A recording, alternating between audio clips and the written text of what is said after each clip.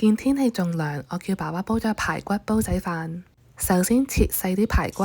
沖洗下啲排骨，再加啲白醋同埋鹽嚟浸一浸，咁樣會去咗啲血腥同埋豬臊味。再用水沖多幾次，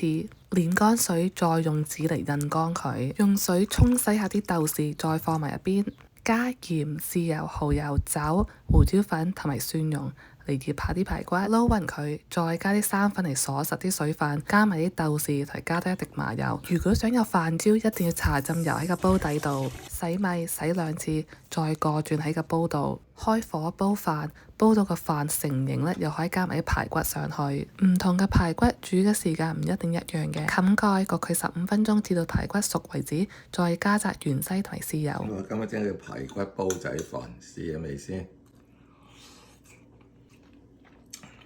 排骨嫩滑鮮甜，希望你哋都一樣咁鍾意食啦〜